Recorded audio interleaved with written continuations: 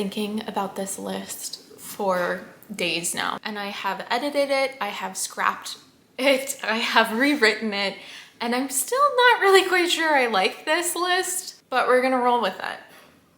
So go ahead and get into your sweats, your comfy clothes, grab yourself a nice hot beverage, and join me as we discuss books. This list is particularly the books that got me into reading and the books that transformed me into a reader. These books are not like my favorite books. They're not necessarily even my 5-star books. Like, they are just the books that I think have expanded my reading taste. I think they are books that made me want to continue to read other books. They are books that have stayed with me over the years, and they are books that make me appreciate reading as well as writing. Anyways, without further ado, let's go ahead and see the 6 books that made me become a reader. Okay, so the first book is one that I read when I was maybe about 9 to 11 years old. This was a book that I picked up when I was starting to get back into reading. And this book really stuck with me. Like, I remember everything that happened in the book, and it was just so good. I couldn't put it down. I couldn't get it off my mind. I couldn't stop thinking about it. Like, every second of the days after reading this book, I was immersed still in the story. And that book is none other than City of Bones by Cassandra Clare. This is actually her first book that she's ever written. And I found that out the other day, and I was totally mind blown. It's such a phenomenal debut for an author. So this book is an urban fantasy where we follow the main character, who is 15 years old. Her name's Clary, and she is hanging out with her friend Simon and witnesses a murder that only she is able to see. She then gets thrown into this world of shadow hunters and demons and different types of creatures that are invisible to the mortal eye, but not to Clary. And soon after, her mother actually goes missing. And so we kind of follow Clary and her new friends, or acquaintances, I guess, to find out what happened to her mother. This book has like everything. There's vampires, there's werewolves, there's angels, there's demons, there's magic, there's mystery, there's fantasy, it's fast-paced, there's action scenes. The characters are very interesting, they're fun. I think anyone could probably pick this up and really, really get into the story. This is the first book in the Mortal Instruments series. Again, I was 9 to maybe 11 years old. At the time, I could not finish this series. I think I DNF'd, I definitely did. I DNF'd the second book. I was just a pleasure reader back then. Emphasis on pleasure. I literally only read like anything to do with romance. Like, I just wanted romance between 2 characters. I wanted smut. I was hormonal. Nothing wrong with reading those kind of books either. Like, I still read those kind of books even now. I just don't gravitate towards them as much as I used to. And I literally stopped reading this series because nothing romantic was happening. And I think I didn't do this series justice at that age, because there's so much more to the story than just this romance that's happening between 2 characters. So I'm definitely going to probably be rereading this, if not this year, then next year, but probably this year. I honestly miss the world. I miss the characters. It was just such a great time. It was such a great time. And I still, to this day, think about City of Bones. So great read, great read. Okay, the next book. This book has been my 5-star read for years. It's been like my only 5-star read for years. Like, whenever anyone over the years has asked me what my favorite book is, I have referenced this book for years. For years. I love this book so much. I don't know if it would still hit me the way that it did back when I read it, which when I read it, I was about like 14 years old. But this book just left me shattered to pieces. It left me questioning everything. I was in such turmoil and distress after reading this book. I didn't even know what to do with myself for days after reading this book. And this book is none other than Stolen by Lucy Christopher. This was also Lucy Christopher's first book. It was the winner of the Michael Prince Award for Excellence in Young Adult Literature. Need I say more? Need I say more? It won, oh, so good. So Stolen is about 16-year-old Gemma, who is currently on this family vacation. And when she is in the Bangkok airport with her family, she ends up getting kidnapped by a man named Tai and taken to the Australian outback, where she must struggle to survive, and she is wrestling with newfound feelings of hatred as well as admiration, appreciation, and potentially even love towards her captor. So the book is actually written as a letter from Gemma to Tai, elucidating her experience after being taken. And honestly, props to Lucy Christopher, because she conveys the cognitive dissonance that Gemma is grappling with throughout the book about Tai and about the situation that she's in. And it just hits. Like, I don't even know how to describe it, but like, this book had me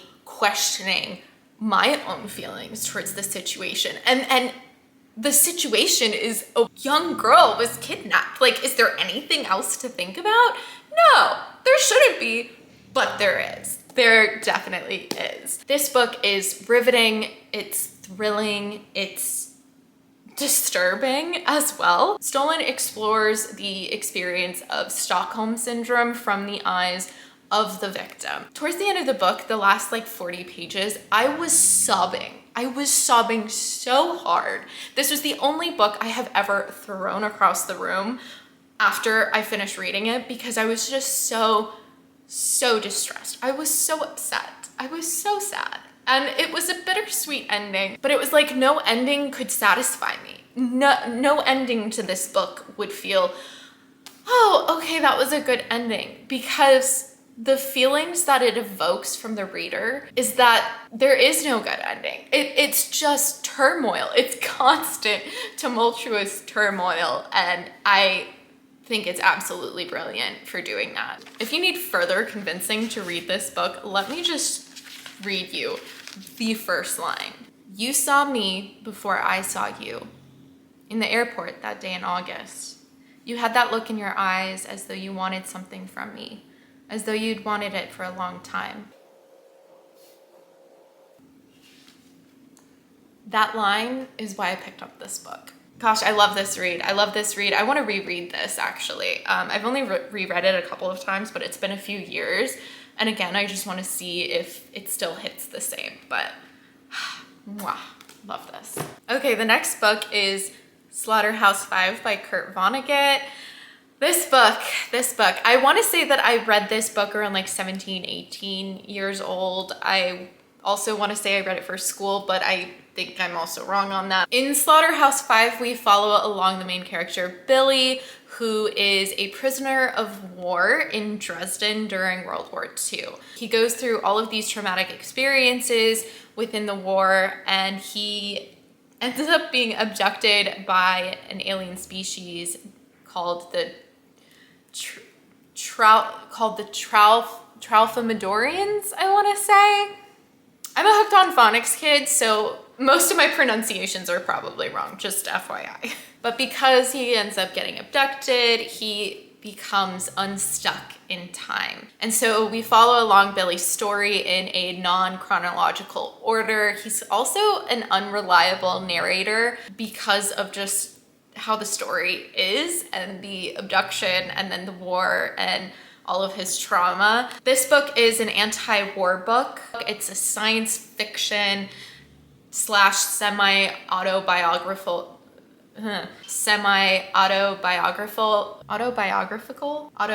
that word's not coming to me, whatever. Anyways, account of Kurt Vonnegut's experiences during World War II as well. This book is incredible. This is an incredible piece of literature, and if you haven't read it yet, I mean, it's incredibly small. It's such an enjoyable read. There's a lot of symbolism, of metaphors. There's a lot of great quotes in this book as well. One most notorious line is "so it goes," which is kind of like the Tralfamadorians' view on death. Like, they don't think death is the worst thing to occur in life. And so they just say, so it goes. The messages and meaning from the Traumaphidorians that Billy obtains is such a wonderful like coping skill and perspective to have after something so traumatic has happened. It's a very unique twist of writing a character with PTSD in a way that's so unique, so imaginative, and very, very entertaining and fun, as well as it is heart-wrenchingly sad. Yeah, just wonderful book right here. Okay, the next book, how do I even say this? I don't even think I can give a proper introduction to this book, honestly. But this book is It by Stephen King. She's a honker. She's a thickie. I'm not gonna lie. I think this took me like a whole year to actually get through. I was not a quick reader. I was not. And I also was a very, very busy person and didn't really have a lot of time to read. So I picked this book up very intermittently throughout the year.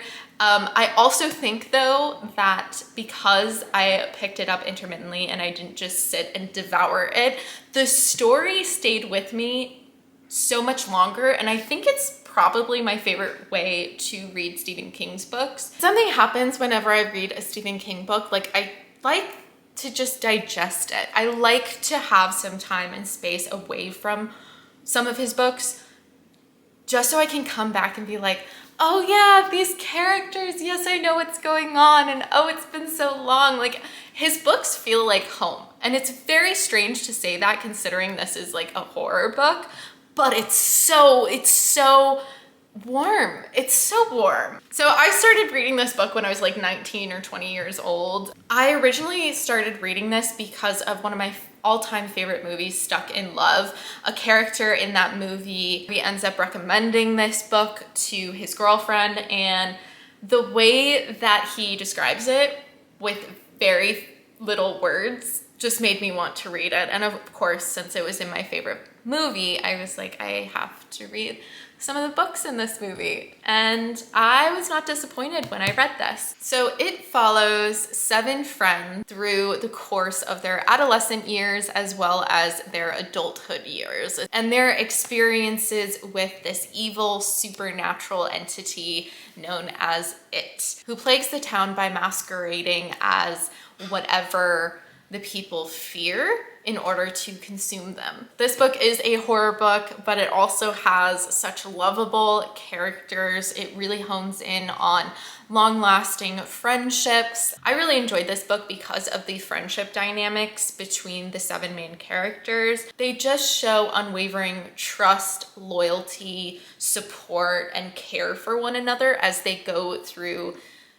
their experiences with It, and even throughout their lives later on as we get to see them in adulthood. It's such a phenomenal read for that theme of friendship. I think if you like Stranger Things, you would probably love this book. The first time I watched Stranger Things, I was thinking of It. It gave me the same vibes as It. I will also say, if you're not a big fan of horror, I do think that the most terrifying scenes in this book were the scenes that didn't have It involved at all, and it was just between people, and it was terrifying, not only because it was realistic and these things actually happen in the real world, but also because people can just be horrifying. It is so I've been saying It so much, but that's the title. It is so much more than what you would think it is. It's horror, it's comfort. It's such a great read. I think anyone who is new to Stephen King, even though this book may seem daunting to a lot of people, I think this is probably one of his best works of fiction. Absolutely stunning. Okay, the next book is A Man's Search for Meaning. I read this book when I was about 21 years old. This book is Viktor Frankl's memoir of his time in a Nazi internment camp during World War II. This is not a book for the faint of heart. It's not a book for people who don't like to cry. It might not be for you if you are one of those people. I found this book really interesting because Viktor Frankl is actually a psychotherapist, and he coined the model of like logotherapy, which is an existential therapy model that focuses on the meaning of life and how it inspires, how it provides a will to live, a will to become resilient and have hope during times of suffering. It is so heart-wrenchingly sad, the events that transpire in this book. It's heart-wrenchingly sad, just the history that this even occurred. Just terrible, terrible things have happened in this world. But Viktor Frankl's approach to writing this book, it's such a phenomenal perspective to have while being in an internment camp and going through just ceaseless brutality that is so, so terrible and horrific, and having all of this suffering going on inside of you, outside of you, around you, and still finding meaning within it all. It's so inspiring, and the book itself is sublimely written. I mean, I think he just did a wonderful job. I think he's a very intelligent man.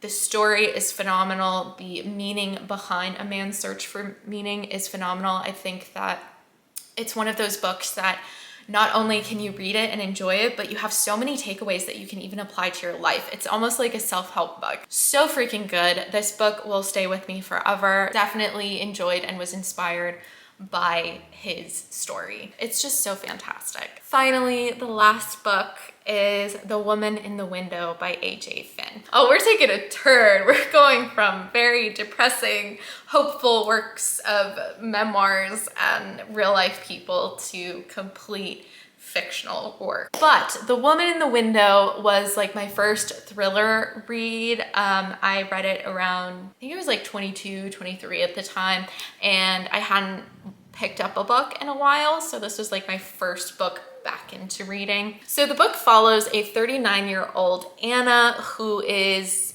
struggling with agoraphobia after a car accident, and we see her kind of monotonous routine of drinking basically all day and entertaining herself with chess, with online forums of other agoraphobes, of watching her neighbors outside. She then witnesses an unsavory crime, a murder. Some creepy incidents happen as well. And as we follow Anna, it's very difficult to discern whether or not she's an unreliable narrator because of the drinking and the medication that she's on. She could easily hallucinate. All of these things happening, but it is a very thrilling, fast-paced. I want to say I probably read it within like 2 days. It was such a chilling and thrilling read. There were so many twists and turns that I just didn't see coming. I was just so hooked, so hooked. I think AJ Finn just did a wonderful job writing something that like no one could guess. Like I couldn't keep up with it. Like so much was going on, and I just kind of accepted it. Like the story was taking place and set up, and I was like, okay, cool. And then everything that I thought was happening wasn't actually happening. Or it was a twist and a turn, and I was like, oh wait, that's what was happening? I had no idea. And yeah, I think it was just such a great introduction to like the thriller genre that I absolutely love it. And now I like reading thrillers. So I owe my respects to this book. It was just a great read. Those are my books that got me into reading and expanding my taste as a reader. I hope you enjoyed. Anyways, if you guys have read these books, I would love to hear your thoughts down below. And don't forget to like this video and subscribe if you want to see some more book content. I look forward to seeing you guys in the next one. Bye!